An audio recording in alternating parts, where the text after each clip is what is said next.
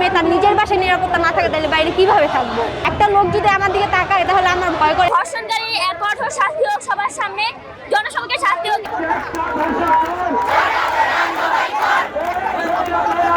একটা মেয়ে তার নিজের বাসায় নিরাপত্তা না থাকে তাহলে বাইরে কিভাবে থাকবো?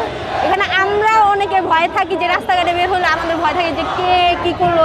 একটা লোক যদি আমার দিকে তাকায় তাহলে আমার ভয় করে যে ও আমাকে ফলো করতেছে নাকি ওর অন্য কিছু এই উদ্দেশ্য আছে কিনা। অনেকে বলে কি মেয়েদের এই জামা কাপড়ের ড্রেসিং সেন্স নাই, এই যে অনেকে টি শার্ট পরে। এখন একটা বোরকা পরা মেয়ে যেখানে ধর্ষিত হইতেছে ওইখানে তো একটা টি শার্ট পরা মেয়েও ধর্ষিত হইতেছে। এখানে কি দোষ? এখন যদি আমি বোরকা পরে এখানে যাই, কোন লোকটা একটা লোক হলো তো আমার দিকে তাকাবে, হয়তো খারাপ নজর তাকাবে না তো ভালো নজরে তাকাবে, কারণ নজরের কথা কিছু বলা যায় না।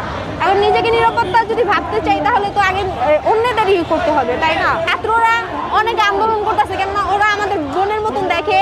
এই যে অনেকের বাসায় মা বোন থাকা সত্ত্বেও অন্যদের খারাপ মন্তব্য করে, অন্যদের সাথে এই অন্যায় করে। তাই ফাঁসি চাই, তাদের আর কোনো বিচার চাই না, তারা ফাঁসিতে থাকুক, ওরা মৃত্যুই করুক, ওনারা ডিজার্ভই করে না এখানেই করার। আমরা রাস্তায় বের হতে পারবে, আসিয়া ছোট বাচ্চা, ও যদি ধর্ষণ হয় ওর তো কোনো নিরাপত্তা নেই। ওর কি নিরাপত্তা? ও কি নিরাপত্তা নিয়ে রাস্তায় বের হবে? ও তো ছোট বাচ্চা, ও কি বুঝে?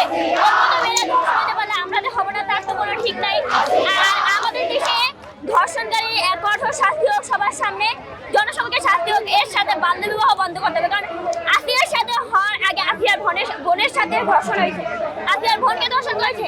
ওর তো 14 বছর, ও কেন বিয়ে দিল?